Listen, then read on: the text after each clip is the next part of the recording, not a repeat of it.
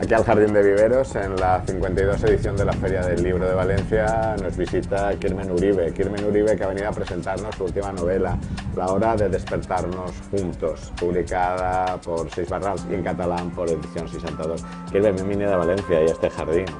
Sí, bueno, estoy encantado. Me encanta Valencia, me encanta su gente. He de decir que has y traído la luz. el sol. Has traído el sol, lo has traído el sol hoy. Bueno, no está mal, no está mal. Me encanta esta luz. La hora de despertarnos juntos, además un título que tomas de un poeta. Sí, del poeta Ezra Pound, que como hablo de los años 20 y 30 en Bilbao, de la efervescencia cultural que se vivió en aquella época, publicaba en una revista de Bilbao llamada Hermes, ¿no? También publicaba Tagore, publicaba La Generación del 27, muchísimos autores. Y él tiene un poema sobre una guardilla, hay unos amantes durmiendo en una guardilla y se despiertan con la primera luz de la mañana. Y él dice que no hay momento más feliz que ese, el de despertarse juntos. Oye, ¿cómo lo cuentas al principio del libro, pero vamos a recordarlo? ¿Cómo te encuentras a Karmele y a Txomin? Bueno, yo a Karmele la conozco desde pequeño. Era una mujer de mi pueblo, Ondarroa, en Vizcaya, que yo conocía ya como una señora mayor. Y mi madre me decía, tienes que contar la historia de Karmele, porque es increíble. Pero bueno, es esto que no le haces caso, yo entonces era joven, no estaba interesado por otras cosas. Y ya hace 6 años empecé a barruntar con la idea de investigar sobre Karmele y escribir una novela larga sobre todo el siglo XX en el País Vasco, pero con vinculaciones con España, con Europa, con todo el mundo, ¿no?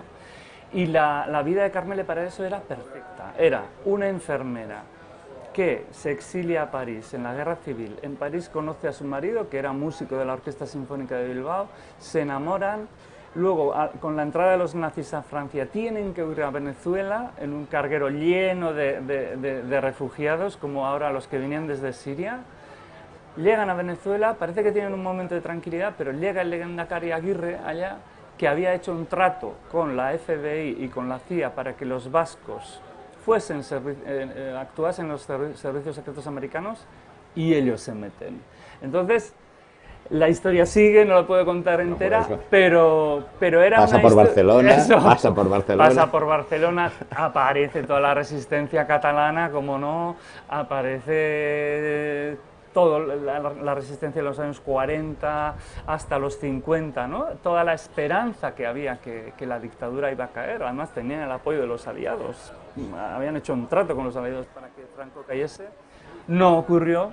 Entonces Karmele vive otro segundo exilio, se va otra vez a Venezuela en los años 50, allá se meten los grupos que trabajaban por la cultura vasca, por mantener la lengua viva, porque aquí no se podía, era imposible, y bueno, luego llegan los años 60, el 68ismo, feminismo, todas estas ideas de izquierda, el movimiento cultural vasco, surge también ETA, y bueno, la novela acaba con la deshumanización, ¿no? Vamos a dejarlo ahí. Se veía en el año 78, se ve en lo que va a ser luego ETA, ¿no? Un libro que para los que no vivimos en el País Vasco, desconocemos muchas cosas de la historia del País Vasco, un libro que nos explica mucho, ¿eh? Sí, es un libro, si uno lee La hora de despertarnos juntos, puede comprender más o menos lo que ha pasado en el País Vasco durante todo el siglo XX, pero no solamente en el País Vasco. Quiero decir, puede entender la política española del 20 y la geopolítica mundial, ¿no? Porque esta generación, Karmele, Txomin, y un personaje maravilloso que se llama Manu Sota, sí, que era gay, que es era el gran personaje, ¿eh? Sí, gay, dandy, cultísimo, es el primero en montar un poco la Embajada Cultural Vasca en el exilio, la Selección Vasca de Fútbol, luego monta la primera oficina del gobierno vasco en el exilio en Nueva York y entra de lleno en la Casa Blanca, él, ¿no? Y entra en relación con la administración Roosevelt. Bueno, pues viendo lo que vivieron Txomin, Karmele y Manu Sota, se puede entender todo lo que ha pasado en el siglo XX, pero a nivel ya global. Y luego un personaje que está presente, que es el Lehendakari Aguirre. Sí, el Lehendakari Aguirre aparece mucho, era amigo personal de Karmele Urresti y Txomin Letamendi, y aparece como, es verdad, aparece, también es un personaje secundario, y yo quería darle un matiz mucho más humano. El Lehendakari Aguirre aparece fumando mucho, es nervioso también, ¿no? Está nervioso con el examen de inglés ese que tiene que pasar en Columbia, porque él fue profesor de Columbia, tenía que pasar un examen de inglés, y estaba nerviosísimo. Al final, bueno, pues pasaron el examen, fue profesor, y también se ve su lado político, un político de raza, ¿no? De estos del siglo XX, un político con mucho nivel también de oratoria y de una persona muy moderada también, que estuvo en la agenda de Estados Unidos y de Gran Bretaña hasta que en los años 50 pues, los aliados deciden, bueno, como mal menor que Franco siga. Y luego que tuvo la suerte de tener a su lado a un Manu. Sí, hombre, Manu Sota. Si no... Sí, Manu Sota le escribió las memorias, le escribía los discursos, bueno, y además Manu Sota es increíble porque estaba en relación con escritores como Hemingway, como Thomas Mann, como periodistas del New York Times, gente de Hollywood que trabajaba en aquella época en el cine. Entonces, la verdad es que para mí ha sido todo un descubrimiento este libro. Yo no sabía nada de esto, ¿no? Sabía de la historia de Karmele más o menos, que había vivido... Tenías a tu madre que te decía, sí, tienes que hacer una novela sobre Karmele. Pero los datos concretos de esa relación que tenían con Aguirre, esa relación que tenían luego con los americanos o escritores como Hemingway, Thomas Mann, bueno, yo me he quedado absolutamente prendado, ¿no?, de los personajes, y es lo que he trasladado al libro.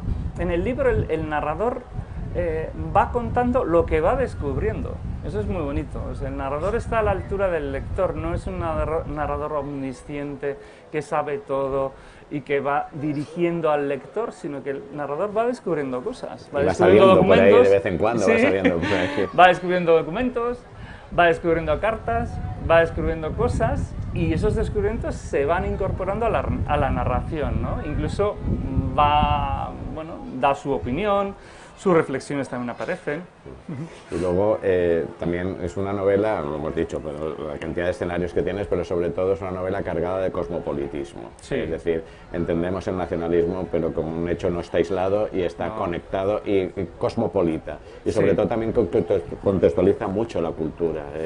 Estamos a muchos niveles. Está el cuadro de Ghezala, pero también está la música de Guridi, la música tradicional vasca. Hay... las poesías, lo hemos nombrado antes, poetas de vanguardia. Sí. Es algo que no aflora muchas veces y es de agradecer que tú contextualizas y lo pones todo en un plano muy universal y muy cosmopolita. Sí, sí, además es que esa generación fue así. Luego todo se truncó en los 50, incluso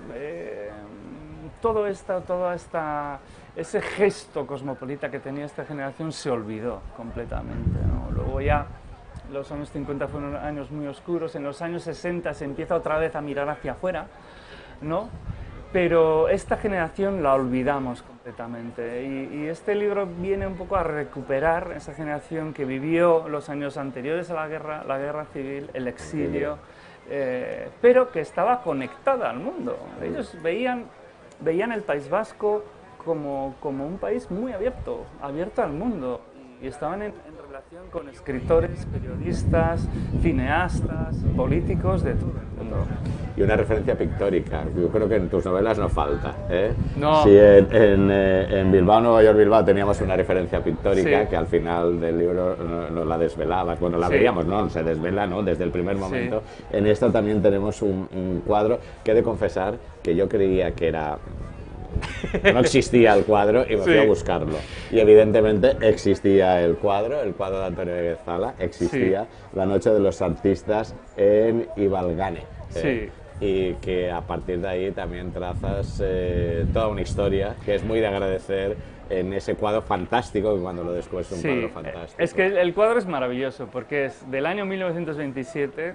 Este es un autor vanguardista que estudió en París. No pintaba, como se hacía en aquella época, escenas costumbristas de pescadores o labradores, sino que él pintaba Bilbao, le gustaba pintar la ciudad, ¿no? Y bueno, pinta este cuadro, que es una fiesta de los años 20, estilo Gran Gatsby, ¿no? Que están todos ahí elegantes, la alta burguesía bilbaína con bandejas, bailando el charleston. Bailando el charleston, y el músico que está tocando la trompeta en ese grupo de jazz es Txomin Letamendi. Esto era Ibaigane, imagínate, era el domicilio de una familia rica de Bilbao, los Sota, que luego, por ser nacionalistas, lo perdieron todo. Perdieron cientos de barcos, perdieron esta mansión también, y que fue convertida en cuartel, y en los años 80 les fue devuelta a la familia, pero estaban en tan malas condiciones y eran tan forofos del Atleti, la familia, que ahora mismo es la sede del Atleti de Bilbao. La sede del Atleti. Sí, Ibaigane, sí. Claro. Entonces, fíjate, solamente el edificio tiene una historia increíble. También un libro con fútbol. También entiendes qué significa, leyendo la hora de despertarnos, entiendes qué significa el Atleti de Bilbao para Sí, el fútbol aparece un partido allá de Copa también, si no recuerdo mal, que va el protagonista con su hijo. Sí, aparece, está el Manu Sota, que fue presidente del Atleti de Bilbao, pero bueno, de pasada, porque se le ocurrió para reducir gastos que los futbolistas podían jugar sin entrenador. Y quitar el sueldo del entrenador, ¿no? Era hombre de negocios, era humanista pero hombre de negocios. De manera asamblearia, ¿no? Tú juegas delantero, yo juego... No sé. Y casi bajan a segunda. La hora de despertarnos juntos. Kirmen Uribe, ha sido un placer pasar contigo igualmente. Aquí en el Jardín de Viveros y aportarnos tantas cosas de tu tierra, contarnos tantas cosas y sobre todo de ese momento tan cosmopolita que fue y de esa idea del País Vasco que desgraciadamente no es la que nos ha acompañado durante los últimos años. No se ha dado esa idea ni desde el País Vasco ni desde fuera, ¿no? Pero bueno, yo creo que a partir de ahora podemos ir completando un puzzle entre diferentes novelas, ¿no? Y dar una versión mucho más compleja, ¿no? Dar un relato mucho más complejo de lo que es Euskadi, de lo que es España, de lo que es Europa, de lo que es el mundo. La hora de despertarnos juntos, Kirmen Uribe, un placer. Un placer.